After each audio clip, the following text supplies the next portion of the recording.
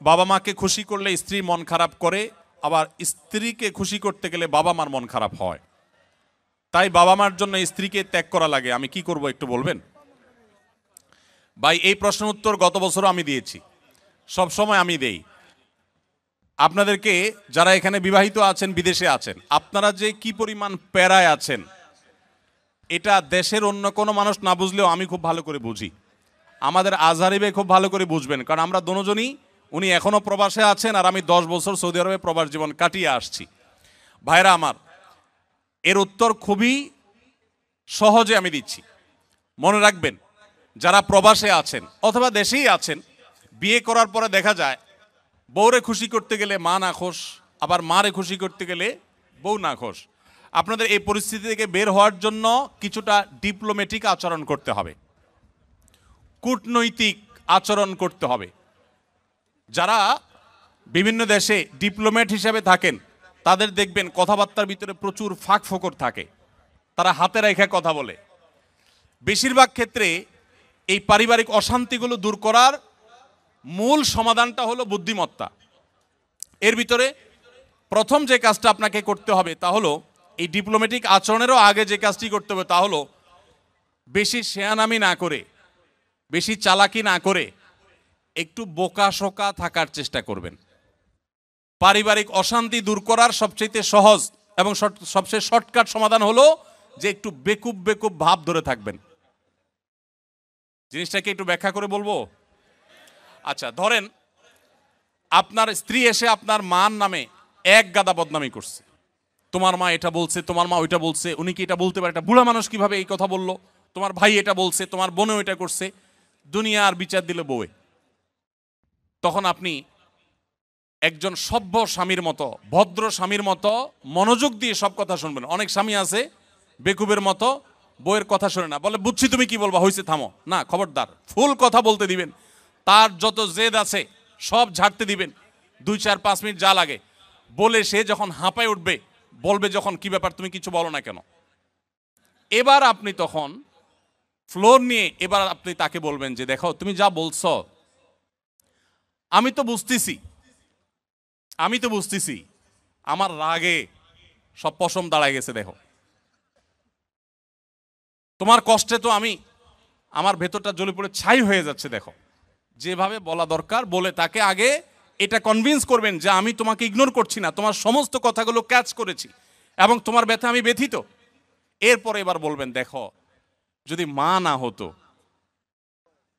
যদি নিজের ছোট ভাই বোন এদেরকে যদি পিটায় মেরে ফেলা জায়েজ হইতো, বা এদেরকে যদি বড় ভাই আমার উল্টাপাল্টা করতেছে, বড় ভাই কিছু বলতে পারতেছি না, আল্লাহ রসুল বড়দেরকে সম্মান করতে বলছেন, যদি সেটা না করা লাগতো তো আজকে এসপার কি ওসপার আমি করে ছেড়ে দিতাম।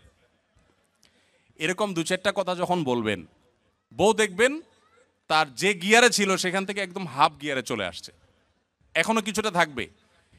এরপরে আপনাকে সে যেটা বলবে সে হলো, আপনার এসব লেকচার শোনার পর সে আপনার ব্যাপারে একটা কমেন্ট করবে। সে কমেন্টটা হলো যে আমার স্বামী লোকটা আসলে, মনে মনে হয়তো বলবে বা অন্য কাউকে বলবে যে লোকটা আসলে ভালো কিন্তু বেকুব। সে একটু শক্ত হইলে এগুলার সব সাইজ করে ফেলতো, কিন্তু বোকা শোকা মানুষ, এই জন্য সে সাহস নাই, বেকুব, তুমি কি পুরুষ হইলা, এসব বলবে।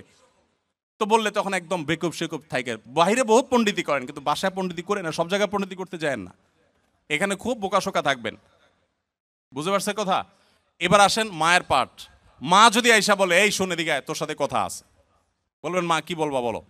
এবার মাকে যদি বলেন যে বাবা তোর বউ এই এই বলছে, এই এই করছে, সে কি এটা করতে পারে, কত বড় সাহস, তোর গলায় দড়ি দিয়ে মরা উচিত। মা যদি এসব কথা বলে, মাকে একইভাবে বলবেন মা আল্লাহ নবী সাল্লাল্লাহু আলাইহি সাল্লাম কোনোদিন স্ত্রীদের গায়ে হাত তোলেন নাই। ইসলামে যদি বউ পিটানোর নির্দেশ থাকতো তো আজকে ঠ্যাং উপর দিক বাইন্দা আমি পিটাইতাম। আমার হাতটা শুধু বাইন্দা রাখছে ইসলাম। আল্লাহ রসুল কোনোদিন স্ত্রীদের গায়ে হাত তোলেন নাই। না হলে মা এত বড় সাহস, এরকম কথা সে বলতে পারে। যা কি বলছে না বলছে সেটা পরে, আপনি বিচার বিশ্লেষণ না করতে গিয়ে উপস্থিত ওই জায়গাতে সামাল দেওয়ার চেষ্টা করবেন। কথা কি বুঝতে পারছেন? আপনার এই আচরণ শোনার পর আপনার মা কি বলবে জানেন? মাও ঠিক ওই বউয়ের মতোই বলবে আমার ছেলেটা আসলেই মানুষ ভালো, সমস্যা হলো আমার পোলাটা না বোকা, একদম বেকুব, এই জন্য সেই তো বইয়ের কাছেও বেকুব থাকলে মায়ের কাছেও, কিন্তু আপনাকে কেউ দোষী সাব্যস্ত করবে না। আর যদি পণ্ডিতি করে বউরে বলতে চান ঠিক আছে আমি দেখতেছি, থামো তুমি, মা কিভাবে এসব কথা বলে, এরপর যাবার মা কই আসো তুমি এদিকে আসো, এবার বসে মার সাথে আলাপ শুরু করল, ওখানে বাঁধবে একটা ইউক্রেন রাশিয়া যুদ্ধ, বিশাল কাণ্ড হয়ে যাবে। ওই কাণ্ড করার পর বউয়ের কাছে আইসা যদি মনে করেন যে বউয়ের জন্য মার সাথে ঝগড়া করছি বউ মনে হয় খুশি হবে, জীবনও খুশি হবে না, জীবনও খুশি হবে না। যতই করেন বউরে খুশি করতে পারবেন না, কোন একটা প্যাঁচ বাঁধবেই এবং কোন একটা ফাঁক বের করবে। আর মা তো নাখোশ হইছেই, আবার মায়ের হয়ে যদি বলেন এই তুমি কত বড় সাহস, আমার বোনরে কি করলা, ভাইরে কি করলা, মারে কি করলা, দেখবেন আরেক যুদ্ধ বাড়ছে। এই জন্য এগুলোর খুব বেশি পণ্ডিতি না করে যথাসম্ভব একটু কূটনৈতিক আচরণ করে, একটু চালাকি করে, একটু বোকা সেজে সমাধান করার চেষ্টা করবেন। আবার সব সময় এই পলিসি অবলম্বন করবেন না। এখন মুশকিল হলো শিখাই দিলে মহিলারাও এগুলো শুনে ওয়াজ, তারাও শিখা যায়। এবার মহিলারা ঘরে গেলে বলে যে না এই পলিসি তো আগে থেকে জানা, তুমি বোকা সাজতেছ, তখন আপনি একেবারে মানে সিরিয়াস বোকা, শুধু ওই মুহূর্তের জন্য, সবসময়ের জন্য বোকা। আসলে ঘরে যারা যত বেশি বোকা থাকে তারা তত বেশি সুখে থাকে। বোকাদের সাংসারিক জীবনে তারা সুখে থাকে, আর শেয়ানা পাবলিকগুলো সব দৌড়ের উপরে থাকে। এই জন্য বাহিরে ব্যবসা বাণিজ্যের দোষে শেয়ানামি করেন, পাকনামি করেন, কিন্তু ঘরে বেশি পাকনামি করতে আইসেন না। এটা মুরব্বী মানার চেষ্টা করেন। তবে হ্যাঁ, কিছু কিছু ক্ষেত্রে আপনাকে তো স্ট্রংও হতে হবে। আমি এই কথা বলছি এর মানে এই না যে আপনার স্ত্রীর প্রতি আপনার মা বোন জুলুম করবে আর আপনি সবসময় শুধু নাটক করে যাবেন, না। তাদেরকেও বিনয়ের সাথে তাদের অন্যায় থেকে আগে বিচার বিশ্লেষণ করবেন, তারা অন্যায় করছে কিনা, বাধা দিবেন। আবার স্ত্রী যদি ভুল করে তাকেও অন্যায়ের থেকে বাধা দিবেন। প্রয়োজনে আপনি ইসলামী শরিয়ার নীতিমালা আলোকে শাসনও করবেন, কিন্তু মূল পলিসি হবে ওই যে বেকুব ভান বা বেকুব আপনার নিজেকে হিসাবে উপস্থাপন করার চেষ্টা করবেন। এটা অনেক সহজ একটা উপায়। বাথরুমে অজু করলে অজু হবে কিনা, বাথরুমে যদি অজু করেন সেক্ষেত্রে অজু হয়ে যাবে, অজু হওয়া নিয়ে কোনো সন্দেহ নাই যে অজু হবে না। তবে যদি বেসিন এবং কমোড এর মধ্যে কোনো পার্টিশন না থাকে, টেপ এবং কমোড বা প্যান ওখানকার মধ্যে যদি কোনো পার্টিশন না থাকে, তাহলে ওই জায়গায় উজু করার সময় মনে মনে বিসমিল্লাহ বলবেন, অজু হয়ে যাবে।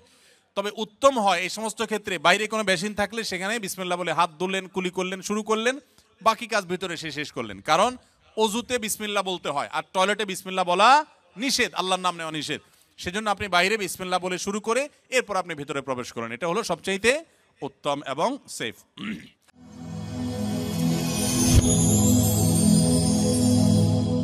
Rose TV 24. Enjoy by listening to the Holy Quran.